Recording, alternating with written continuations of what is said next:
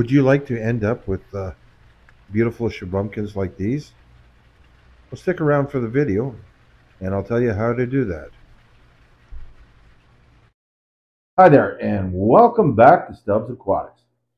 This episode is, well, it's one of my favorite species of fish, that being shabunkins, or as some of you like to call them, stubbunkins. As you know, I breed my own, and I've been developing my own, well, kind of style or look of my shabunkins. And if you want to breed your own, this might be the video for you.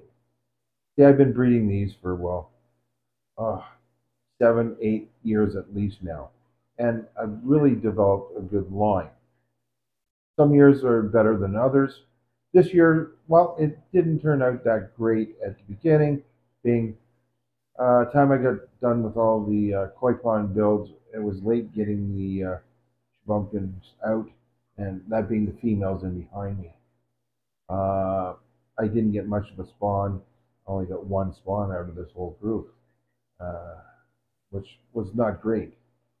Anyways, I did manage to get two small ponds with fry in them, and I grew them up over a short period of summer.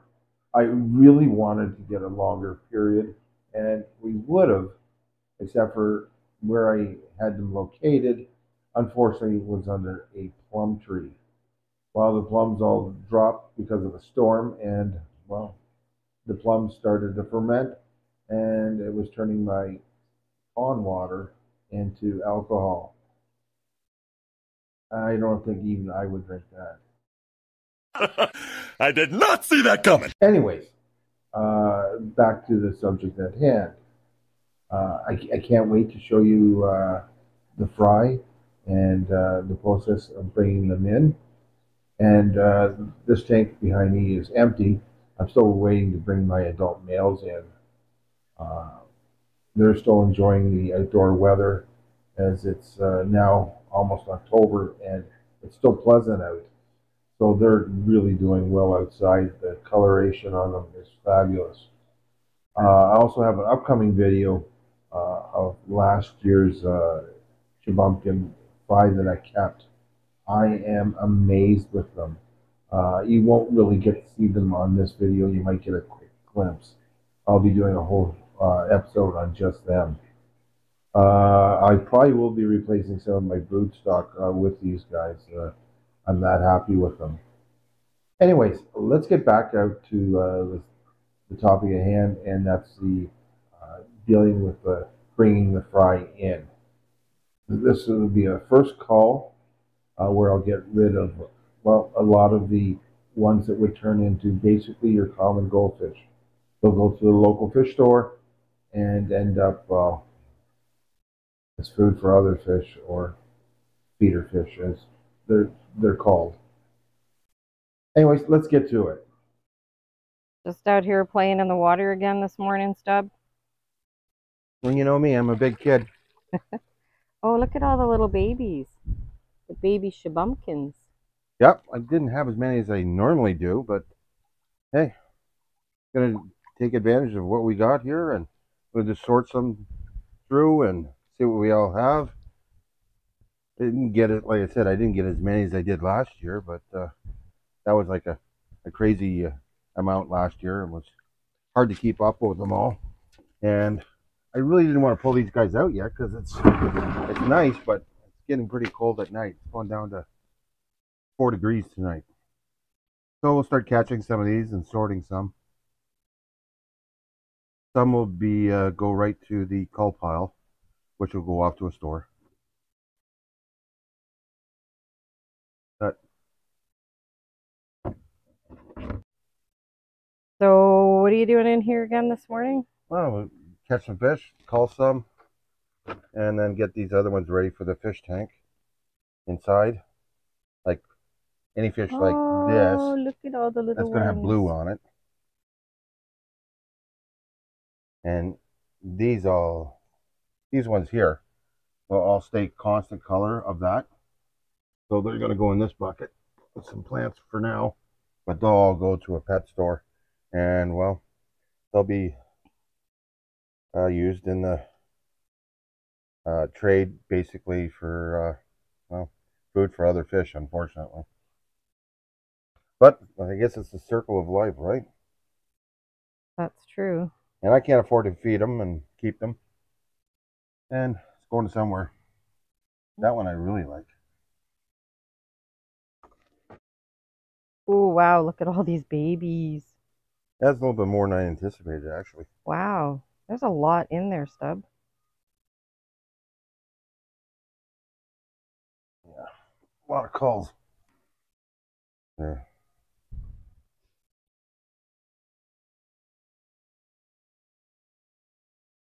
And I'll do most of the culling once they're in the tank, but there's no sense putting the ones in the tank that were, well, you just have to cull out again right away anyways.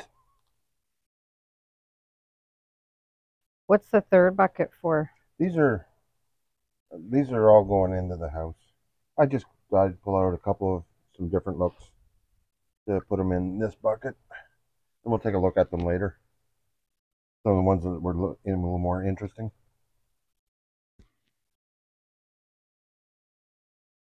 Now I know you can get little cull nets, but my hands work just as well. Trying to see all the babies in here. There's so many.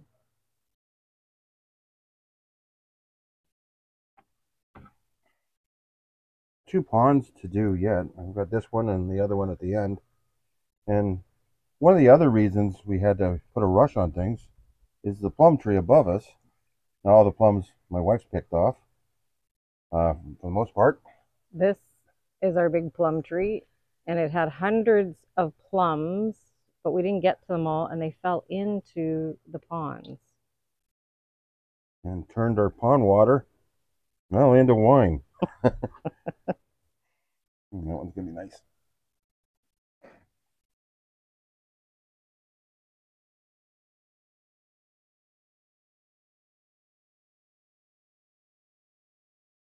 This little bugger. Never catch him. One there. It's gonna turn some nice colors, believe it or not. Can't really see them in here too well. Oh, there's a couple, yeah. Just move those in the sun more. You can pull that out. Just pull it backwards into the sun. Oh, I have a good view right here. Nice blues.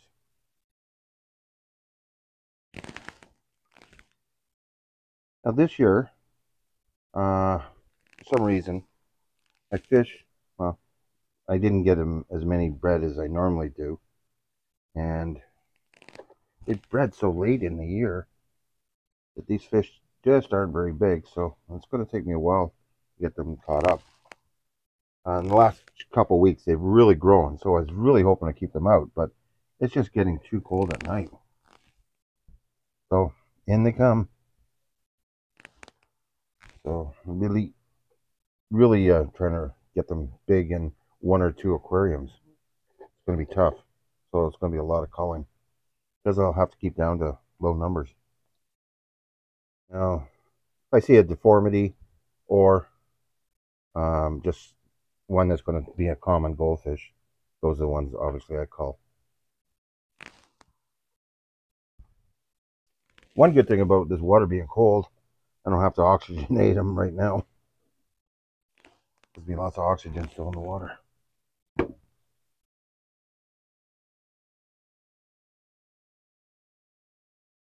Hi, Marley. No, she's not really helping. She always seems to get in the shots. Oh yeah, she's one of those camera hogs. Or photo bombers, I guess. Photo bomber. Photo bombing dog.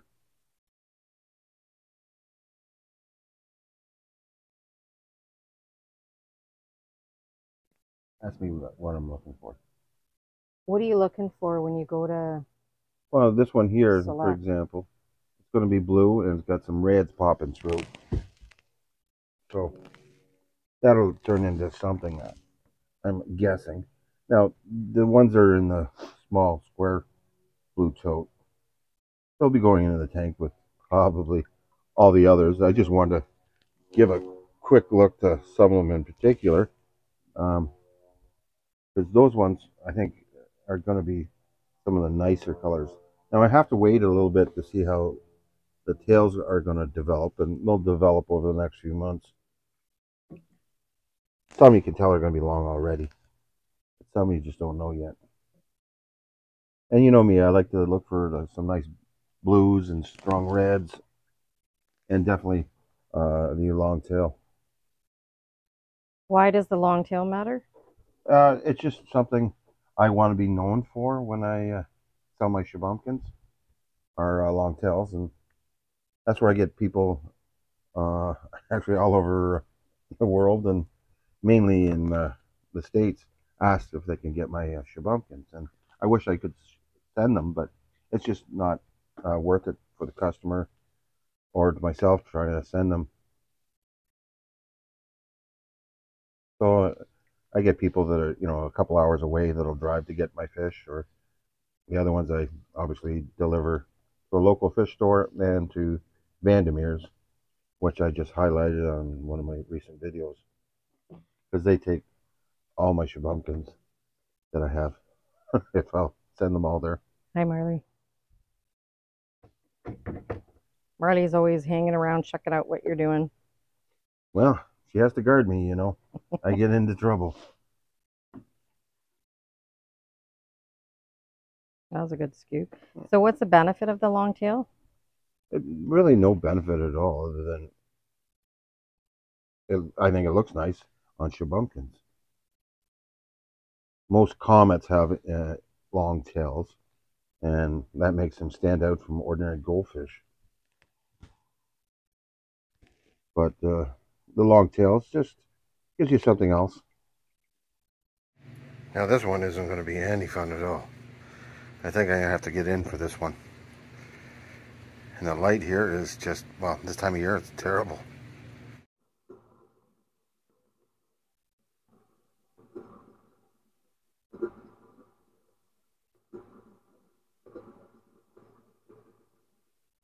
Hi there.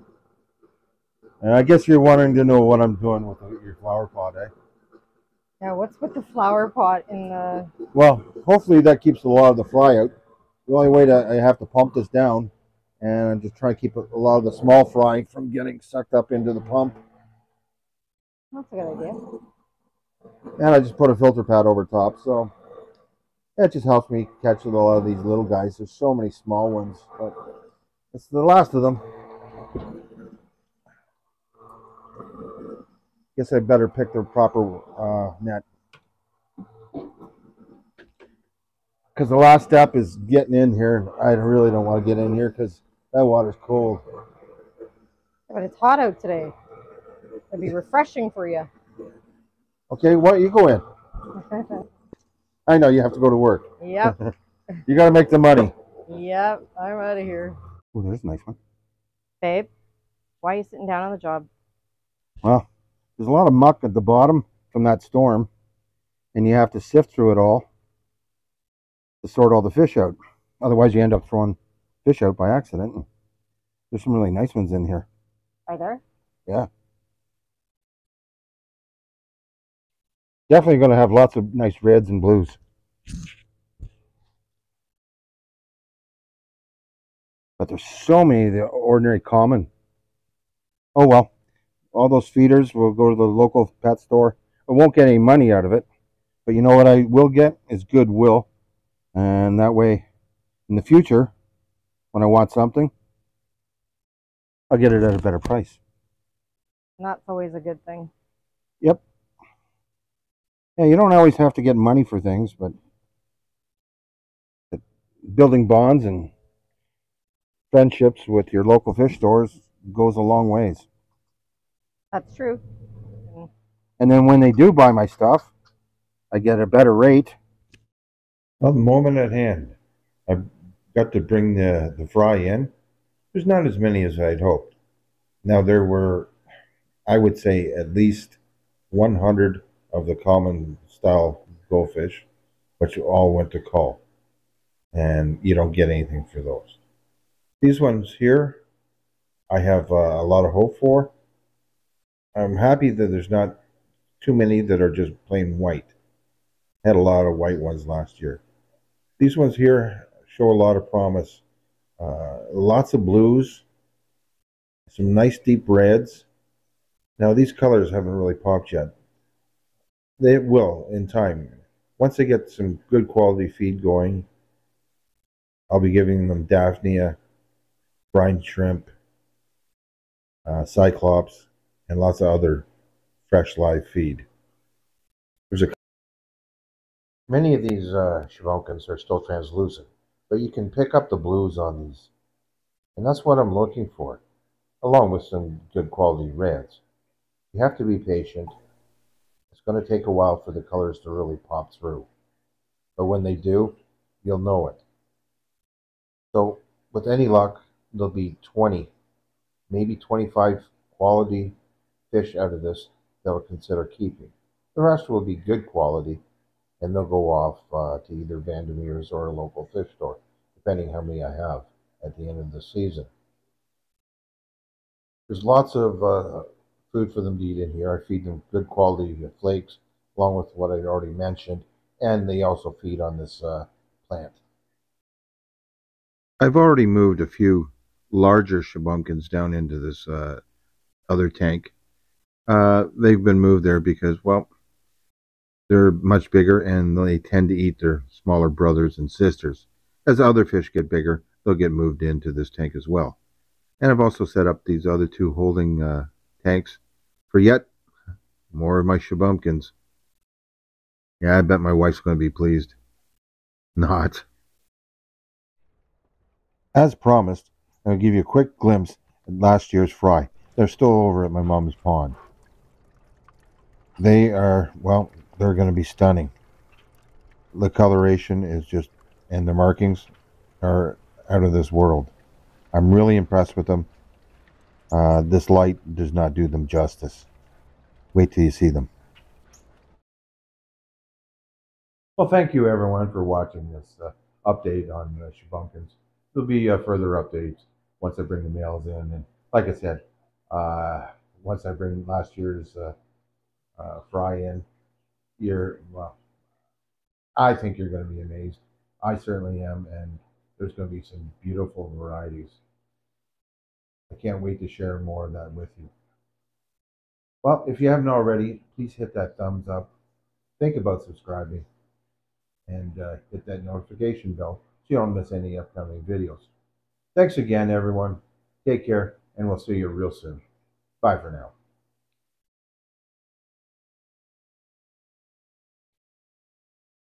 This episode, well, it's all about Shubunkins. Yeah, well, stop bumping.